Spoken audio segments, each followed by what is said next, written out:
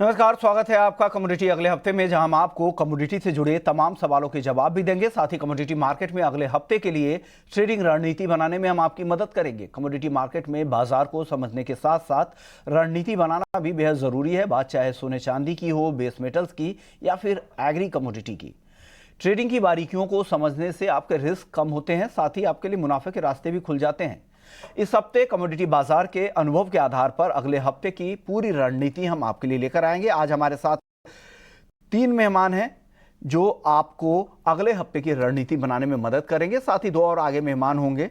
हमारे साथ रविंद्र राव हैं कोटक सिक्योरिटीज से, जय पुरोहित हैं जेम फाइनेंशियल सर्विसेज से, भूपेश शर्मा है टेक्निकल एक्सपर्ट बीकानेर से। साथ ही आगे हमारे साथ 2 और मेहमान होंगे।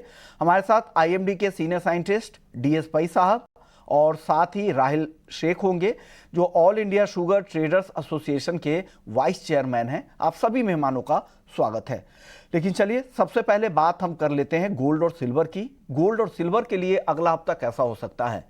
रविंद्र जी, आप बताइए क्या होगा, किस तरह की चाल रहेगी अगले हफ्ते सोने चांदी की? सोना तो इस हफ्ते पूरे हफ्ते दायरे में रहा, लेकिन चांदी में अच्छी तेजी लौटी, और क्या ये तेजी अगले हफ्ते भी कंटिन्यू होगी? दोनों पर बताइए क्या होगा अगले हफ्ते। गुड आफ्टरनून विश्व मोहन जी। बिल्कुल गोल्ड में एक दायरे में ट्रेड काफी टाइम से चल रहा है, क्योंकि गोल्ड में कोई ट्रिगर नहीं है एज ऑफ नाउ, और जो ट्रिगर्स है वो फेड को लेके है, और एक्सपेक्टेशन नहीं है कि फेड इस जून की मीटिंग में they might go for a hike, they might go for a pause. लेकिन ये ऑलरेडी डिस्काउंटेड है मार्केट में, इसके लिए लोअर लेवल्स पे गोल्ड में एक सपोर्ट आ रही है। लेकिन जो एक्सपेक्टेशंस है, जैसे हमने ये वीक में देखा कि ऑस्ट्रेलियन सेंट्रल बैंक और कैनेडियन सेंट्रल बैंक ने इंटरेस्ट रेट फिर से बढ़ाया है आफ्टर अ पॉज इन अप्रैल। तो वो कहीं ना कहीं ये दर्शाता है कि शायद फेड भी ये कर सकता है आगे जाके, अगर कोर इन्फ्लेशन काबू में नहीं आता है। कोर इन्फ्लेशन एक बहुत बड़ा वरी है, क्योंकि वो अभी भी एकदम से नीचे नहीं आ रहा है, and that is what is prompting central bankers to hike the rates. तो वो एक इम्पोर्टेंट फैक्टर होगा। एंड हैविंग सेड दैट, जो नेक्स्ट वीक में जो अगले हफ्ते में जो इन्फ्लेशन के आंकड़े आने वाले हैं, I think that will be very very important, and that will be closely watched. उसके ऊपर हो सकता है कि एक डायरेक्शनल मूव मिले। जून में तो ये ऑलमोस्ट तय है कि फेड इंटरेस्ट रेट नहीं बढ़ाएगा, और अगर फेड वॉच टूल देखे तो उसमें भी अराउंड 75% प्लस प्रोबेबिलिटी है कि शायद नहीं बढ़ेगा इंटरेस्ट रेट। तो उस वजह से गोल्ड सपोर्टेड रहेगा। और अगर प्राइस एक्शन की बात करें तो 1930 इंटरनेशनल स्पॉट में, और अपसाइड $1985 का एक रेंज रहेगा। 1985 अगर ब्रीच करता है तो फिर से एक बार 2000 जा सकता है, और 2000 का एक साइकोलॉजिकल रेजिस्टेंस है, उसके ऊपर ही एकदम बुलिश मोमेंटम आ सकता है। अदरवाइज मेरे हिसाब से ये जो रेंज ट्रेडिंग है ये कंटिन्यू रहेगा, specially till the inflation data. वहीं अगर सिल्वर की बात करें तो सिल्वर में बेस मेटल्स में एक अपमूव आया है, और वो सिल्वर को सपोर्ट किए हुए है। और अगर प्राइस एक्शन देखें तो एक बहुत अच्छा inverse head and shoulder pattern बना है सिल्वर में, जिसका ब्रेकआउट $24 के ऊपर था, और अभी प्राइस उसके ऊपर सस्टेन कर रहा है। और अगर एमसीएक्स की बात करें तो एमसीएक्स में 73,000 के ऊपर ब्रेकआउट था। हमें लगता है कि सिल्वर में फिर से एक बार 76,000 तक के लेवल्स हम देख सकते हैं नेक्स्ट वीक में। तो अगर इसमें कोई भी डिप आता है टुवर्ड्स 73,000 73,100, आई थिंक एक अच्छी बाइंग अपॉर्चुनिटी होगी। 71,500 का एक स्टॉप लॉस होना चाहिए, और अपसाइड हमें लगता है कि 75,000 एंड देन 76,000 पॉसिबिलिटी है। तो silver is looking more clear अगर गोल्ड सिल्वर दोनों की बात करें तो। बट गोल्ड में भी एज ऑफ नाउ कोई मेजर बेरिशनेस नहीं है। I think CPI data will be closely watch next week, और उसके बाद एक डायरेक्शन मिल सकता है। चलिए कुछ सवाल जवाब भी ले लेते हैं। हमारे साथ एक दर्शक है महावीर बेंगलुरु से, चांदी पर राय जानना चाह रहे थे। जय, चांदी को लेकर आपका व्यू क्या है? अगले हफ्ते के हिसाब से बताइए किस तरह की रणनीति हो, और जो 1-2 दिनों के लिए ट्रेड करना चाहते हैं उनके लिए क्या ट्रेडिंग रणनीति है? नमस्कार विश्व मोहन जी। देखिए, चांदी का ओवरऑल स्ट्रक्चर थोड़ा पॉजिटिव है, और कल जो डेटा आया है यूएस में जॉबलेस डेटा, उसके बाद में एक अच्छी खासी रैली देखने के लिए मिली है। टेक्निकल स्ट्रक्चर में भी एक inverted head and shoulder pattern breakout है जो डेफिनेटली दर्शाता है कि यहाँ से प्राइस और ऊपर जाना चाहिए और लगभग 75,500 से 76,000 तक के लेवल्स हम लोग आने वाले 1 से 2 हफ्ते में देख सकते हैं। सो बाइंग ऑन डिप्स का रणनीति रहेगा और बाइंग करके चलना चाहिए। ऑलरेडी अगर किसी के पास एग्जिस्टिंग पोजीशंस है तो उसको भी होल्ड रखें और अगर किसी को ट्रेडिंग के लिहाज से 2-3 दिन के लिए करना है तो 73,500 के करीब बाय कर रहे हैं। 72,900 का स्टॉप लॉस रहेगा और 75,000 तक के लेवल्स हम लोग आने वाले 2 दिन में देख सकते हैं। चलिए अगले दर्शक का सवाल ले लेते हैं। हमारे साथ अगले दर्शक है मुकेश हैं राजस्थान से। 3 लॉट गोल्ड इन्होंने शॉर्ट किया है 59,600 रुपए में। क्या करना चाहिए भूपेश जी इनको गोल्ड में? जी नमस्कार सर। गोल्ड में उन्होंने काफी नीचे गोल्ड को शॉर्ट किया हुआ है। मेरे हिसाब से गोल्ड का ट्रेंड और चार्ट का स्ट्रक्चर अभी भी नेगेटिव बना है as such comparative to silver chart देखें तो। और मुझे उम्मीद है कि इनके भाव आ जाने चाहिए और इनको गोल्ड में स्ट्रिक्ट स्टॉप लॉस 60,100 के ऊपर का लगा के रखना चाहिए और अपनी पोजीशन को होल्ड रखना चाहिए।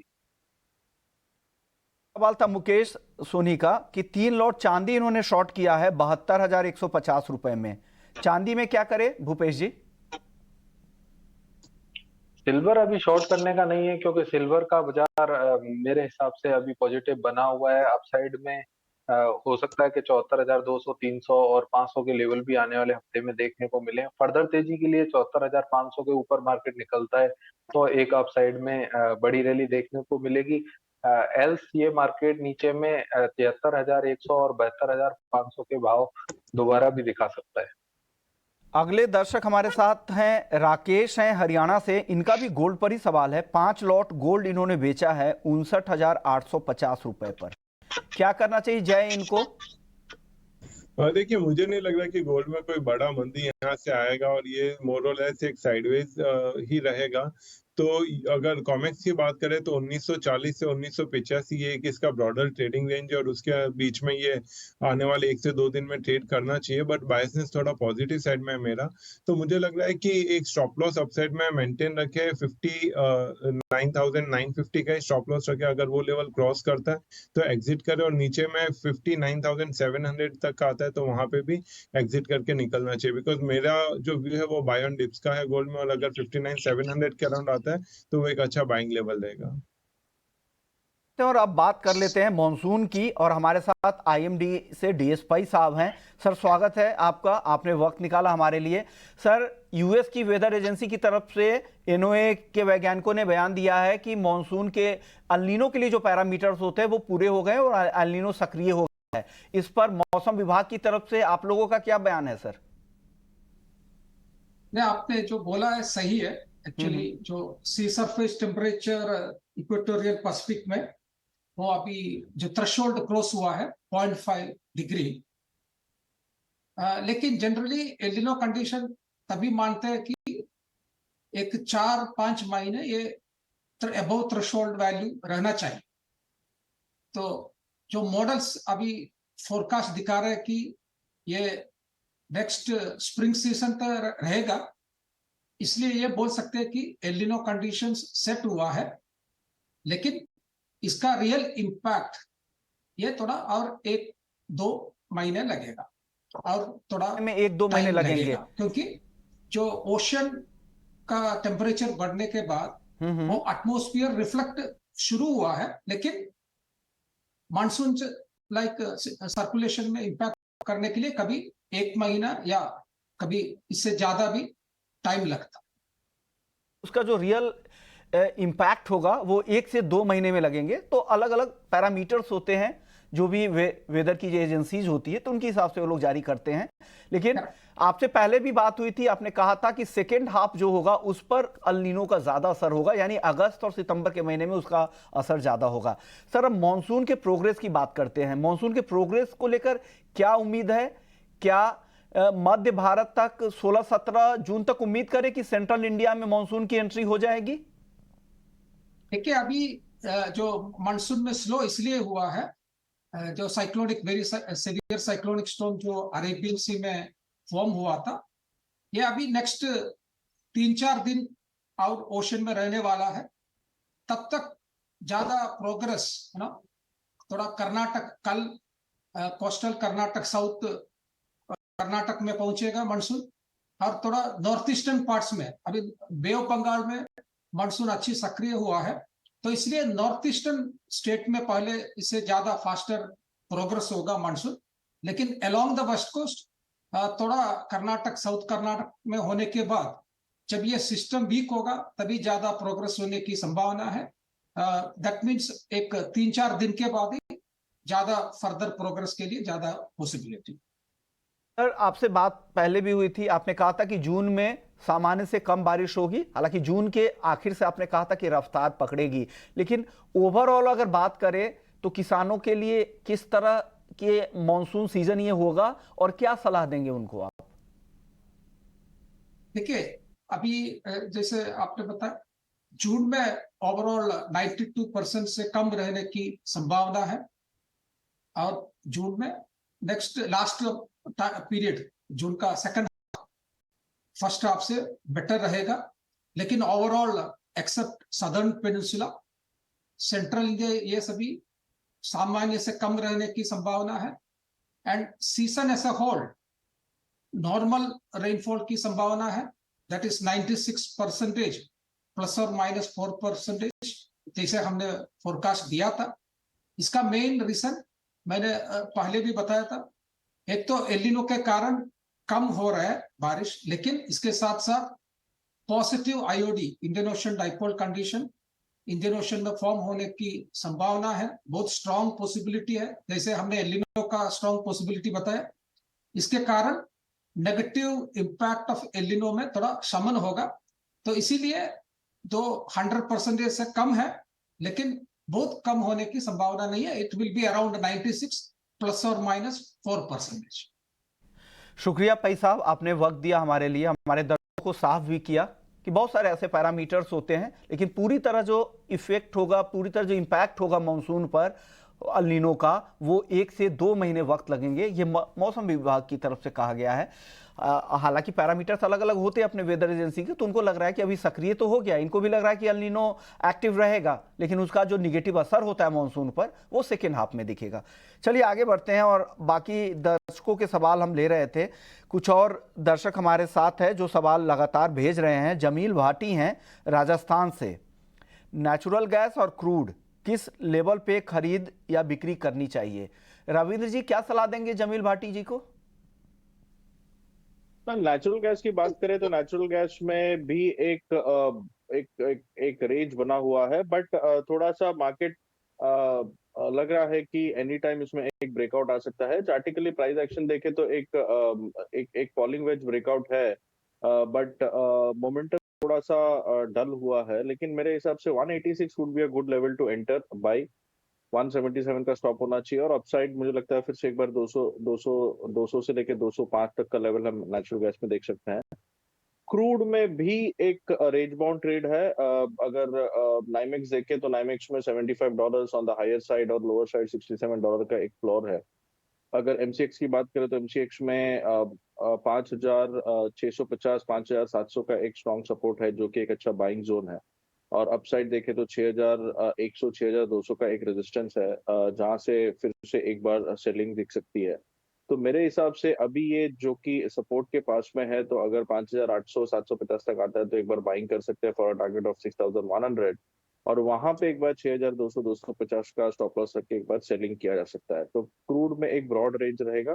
नेचुरल गैस में बाइंग की रणनीति रहनी चाहिए जब तक कि 177 होल्ड है ऑन द डाउन साइड। अगले दर्शक है अभिषेक दिल्ली से, इनका भी नेचुरल गैस पर ही सवाल है। क्या करना चाहिए नेचुरल गैस में जय इनको? तो देखिए, नेचुरल गैस मुझे भी लग रहा है कि यहाँ से एक रेंज में ही ट्रेड करना चाहिए, और जो उसका रेंज बन रहा है वो भी 185 से 197 का इमीडिएट बेसिस पे रेंज है। तो बाय ऑन डिप्स कर सकते हैं। 185 186 वो एक अच्छा लेवल है, वहां पे बाइंग करके चलना चाहिए। और नीचे में मुझे भी लग रहा है कि 177 का एक स्टॉप लॉस रहेगा, और अपसाइड में 197 फर्स्ट टारगेट रहेगा, और उसके ऊपर सस्टेन होता है तो 205 तक के लेवल्स हम लोग देख सकते हैं। अगले दर्शक हमारे साथ हैं पवन है हिसार से, कॉटन केक और ग्वार में अगले 2 महीने का आउटलुक जानना चाह रहे हैं। भूपेश जी 2 महीने के हिसाब से इनको बताइए, कॉटन केक और ग्वार में। जी, ग्वार की बात करें तो ग्वार का ट्रेंड अभी भी नेगेटिव बना हुआ है। मुझे उम्मीद है कि ग्वार में जो बिकवाली जारी है वो हो सकता है कि थोड़ा कोई पुल बैक देखने को मिले। अन्यथा ग्वार का ट्रेंड और स्ट्रक्चर दोनों नेगेटिव बने हुए हैं। लगातार 5,650 के नीचे इसमें काफी बिकवाली देखने को मिली है। अभी भी बाजार सर्किट के करीब ट्रेड कर रहे हैं। 5,275 जुलाई वायदा। मुझे उम्मीद है कि वार सीड में किसी प्रकार की लेवाली नहीं करनी चाहिए कॉन्ट्रेरी, इंतजार करना चाहिए, वेट एंड वॉच करना चाहिए, उसके बाद ही एंट्री करनी चाहिए। वहीं कोपुड़ की बात करें तो कोपुड़ का भी ट्रेंड अभी भी नेगेटिव बना हुआ है। चार्ट का स्ट्रक्चर भी नेगेटिव है अभी भी। जब तक बाजार 2610 के ऊपर नहीं ट्रेड करता है जुलाई वायदा, तब तक इसमें बिकवाली जारी रहेगी। मुझे उम्मीद है नीचे में 2470 और 2430 के भाव भी देखने को मिले। चलिए, अगले दर्शक हमारे साथ मंजीत सिंह है, राजस्थान से, किसान हैं। कॉटन के बारे में जानना चाह रहे कि कॉटन में आगे क्या होगा। रविंद्र जी, क्या लग रहा है कॉटन को लेकर, क्या आउटलुक है किसान के हिसाब से, बताइएगा। रविंद्र जी से वापस पूछेंगे, उससे पहले भूपेश जी आप बता दीजिए कॉटन में क्या करना चाहिए, फार्मर हैं। जी सर, कॉटन में अभी पिछले दिनों जो लो बने कॉटन में, मेरे हिसाब से वो लो का पेनिट्रेशन होना थोड़ा मुश्किल है। बाजार 57,850 से 58,000 के पास कहीं भी मिलता है, वहां इसमें हल्की लेवली करनी चाहिए या स्टॉकिस्ट को अपना माल होल्ड रखना चाहिए, क्योंकि मुझे नहीं लगता कि कॉटन में अब यहाँ से कोई बड़ी गिरावट देखने को मिलेगी। आप क्या कहेंगे, क्या सलाह देंगे फार्मर्स को? कॉटन में जिस तरह की आवक बढ़ी है, अचानक से किसानों ने माल बहुत समय तक होल्ड किया कि दाम आगे बढ़ेंगे, नहीं बढ़े तो अब उनके लिए अब बेचना मजबूरी हो गया। क्या सलाह देंगे कॉटन में आगे, रविंद्र जी? मेरे हिसाब से अगर अगर मैं कपास का प्राइस चार्ट देखता हूँ तो एक मुझे भी लगता है कि अभी यहाँ से डाउनसाइड लिमिटेड है। हो सकता है कि 1560 1570 का एक कैप हो, वहां तक एक बार प्राइस आने चाहिए। मुझे लगता है कि यहाँ से थोड़ा बहुत अब दिख सकता है कॉटन में। लेकिन अगेन बुलिश और बेरिश दोनों ट्रिगर्स है इसमें, तो मेरे हिसाब से एक रेंज बाउंड ट्रेड ही रहेगा। 1560 अपसाइड और डाउनसाइड देखे तो 1470 1465 का एक सपोर्ट रहेगा इसमें। तो आई थिंक ये रेंज में ही ट्रेड करना चाहिए। मुझे कोई मेजर अपसाइड या डाउनसाइड अभी एज ऑफ नाउ कपास में नहीं दिख रहा है। अगले दर्शक है अमित, है दिल्ली से, क्रूड में ट्रेड करना चाह रहे हैं कि इनके लिए क्या रणनीति बताएंगे जय?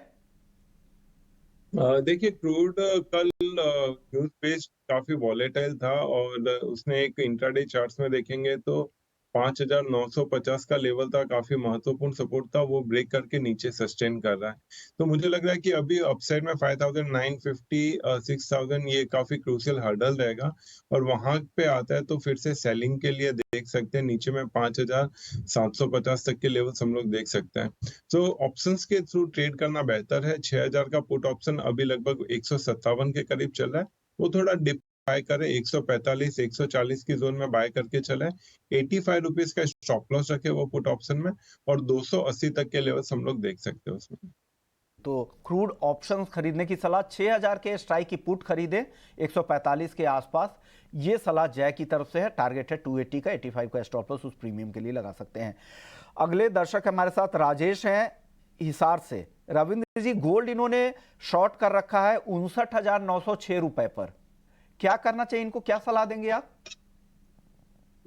वेल मेरे हिसाब से जैसे मैंने बताया शो के शुरुआत में कि गोल्ड एक रेंज में है, तो जब तक कि 60,200 MCX पर होल्ड है, मुझे लगता है कि बने रह सकते हैं गोल्ड में, क्योंकि गोल्ड वैसे भी दायरे में ट्रेड कर रहा है और उनका सेलिंग जोन भी 59,900 के आसपास ही है। तो 60,200 का स्टॉप लॉस होना चाहिए और डाउन साइड आई थिंक 59,600 59,500 के आसपास उनको एग्जिट कर लेना चाहिए, क्योंकि 59,200 का काफी अच्छा सपोर्ट है। तो जब तक कि 60,000 होल्ड है, शॉर्ट में बने रहे। और जैसे मैंने बताया इन्फ्लेशन डेटा पे नजर रखे, क्योंकि इन्फ्लेशन डेटा के बाद एक शार्प वोलेटिलिटी दिख सकती है गोल्ड में।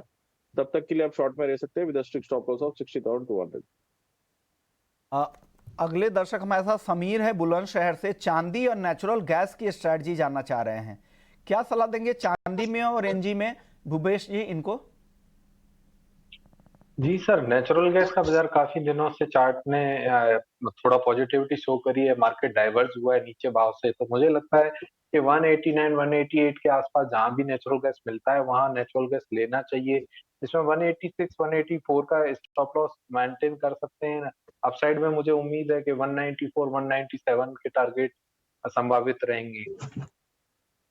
चलिए अगले दर्शक का सवाल ले लेते हैं, ये भी चांदी पर ही है। अमित है नासिक से, 71,700 रुपए में इन्होंने 2 लॉट चांदी शॉर्ट कर रखा है, क्या सलाह देंगे इनको?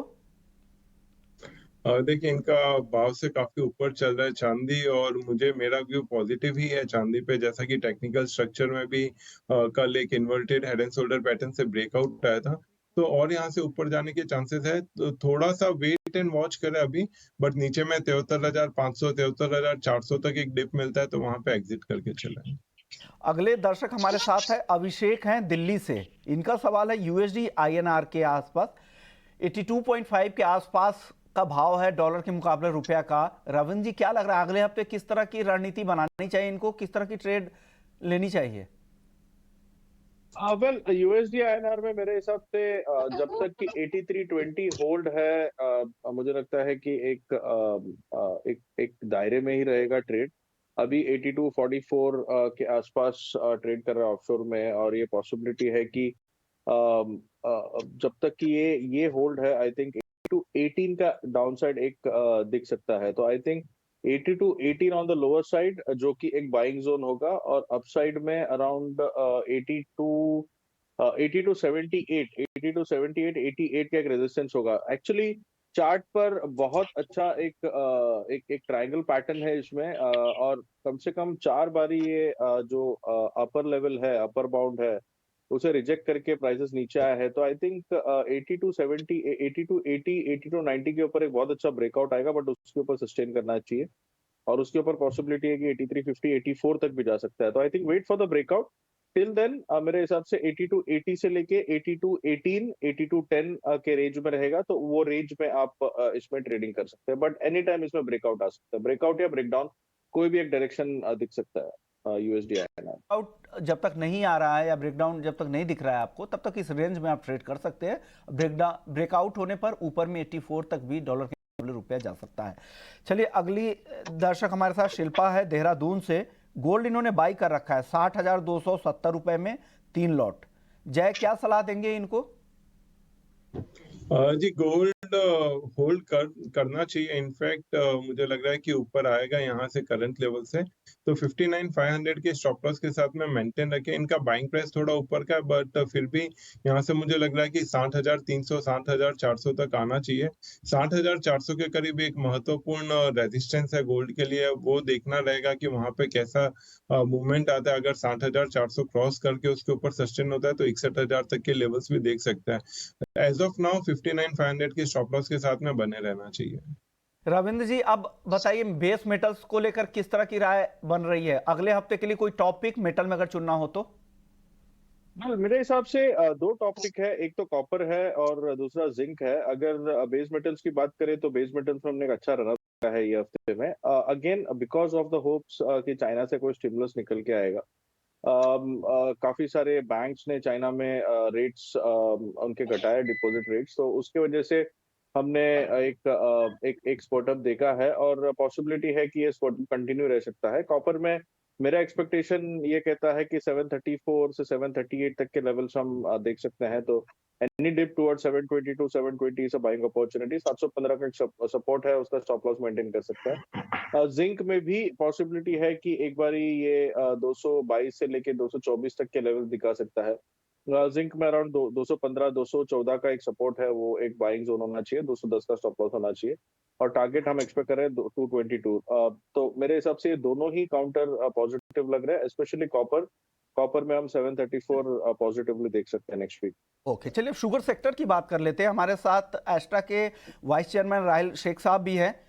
राहिल भाई, क्या लग रहा है आपको? शुगर के दाम इंटरनेशनल मार्केट में तो काफी बढ़ रहे हैं तेजी से, 2 दिनों में 6% की तेजी आ चुकी है। क्या आगे भी दाम बढ़ेंगे, और घरेलू बाजार में क्या हो रहा है? मिलों को कैसे फायदा होगा यहाँ पर? कल के और आज के जो इवेंट है वर्ल्ड मार्केट पे, वो मेनली तो ड्रिवन है दो फैक्टर से। एक तो एल नीनो का अनाउंसमेंट यूएस एनओए ने कर लिया था कल, तो बेसिकली वो एक कॉन्फर्मेशन आ गया कि एल नीनो आ चुका है, और उसका ये मतलब होता है कि ब्राजील में ज्यादा बारिश गिरेगी और थाईलैंड, ऑस्ट्रेलिया और हिंदुस्तान की तरफ में कम। फॉर शुगर के लिए दोनों साइड से थोड़ी डिफिकल्टी आती है कि ब्राजील को क्रशिंग के वक्त में बारिश मिलना गन्ने के लिए अच्छा नहीं होता है, क्रशिंग के लिए अच्छा नहीं होता है। और जहां तलक के हिंदुस्तान का, थाईलैंड का सवाल है, जब उनका बारिश की जरूरत है, वो टाइम पे वो नहीं मिलती। तो एक सबसे मुख्य कारण ये रहा है कि कल जो बाजार बढ़ा है। और दूसरा ये रूमर है बाजार में कि चाइना के लार्ज परचेसेस की बात हो रही है। चाइना का क्रॉप तकरीबन 9 से 9.5 मिलियन की बातचीत चालू है, और जिसके मुताबिक बेसिकली 6 से 6.5 मिलियन उनको इंपोर्ट करना पड़ेगा अगर उनको जरूरत लगे। उनके पास स्ट्रैटेजिक रिवर्स रिजर्व होता है, बट सारा स्ट्रैटेजिक रिवर्स रिजर्व खत्म भी नहीं करेंगे। तो कल अगर आप देखोगे तो कॉफी भी 5.5% बढ़ा, शुगर भी अराउंड 4% बढ़ा है, और दूसरी जो सॉफ्ट कमोडिटी है तो होती है कोको, वो भी अराउंड 1.5% बढ़ा है। बट एक चीज है कि एल नीनो को लेके एक बात तो पक्की है कि it is not a resultant के खराब प्रोडक्शन हर जगह होना ही जरूरी है। तो वी हैव टू सी कि मॉनसून कैसे प्रोग्रेस करता है और क्या हाल रहता है। आपका दूसरा सवाल था कि हिंदुस्तान की मिलों को कैसे बेनिफिट होगा। तो आज की हालत में एक्सपोर्ट 31 मई को हिंदुस्तान में बंद हो चुका है, और जितना 60 लाख टन का कोटा आया था हमने उसका तो इस्तेमाल पूरा कर लिया है। तो अभी जब तक सरकार अगला कोटा नहीं देती है, तो इस वर्ल्ड मार्केट की में हम दर्शक है रादर देन पार्टिसिपेंट। तो ये वाले रोल पे जहाँ तक वर्ल्ड मार्केट से एडवांटेज हिंदुस्तान शुगर मिल का है, वो आप पकड़ के लिए के ना के बराबर रहेगा। बिल्कुल, तो यहाँ पर उसका फायदा तो शुगर घरेलू मिलों को तो नहीं होने वाला है। शुक्रिया राहेल भाई, आपने वक्त निकाला हमारे लिए और बताया कि शुगर सेक्टर में क्या हो रहा है। रविंद्र जी, आपका भी बहुत बहुत शुक्रिया। जय और भूपेश जी, आप लोगों का भी बहुत बहुत शुक्रिया। तो कमोडिटी अगले हफ्ते में इतना ही। बाकी खबरों के लिए आप बने रहिए ET Now स्वदेश पर। नमस्कार।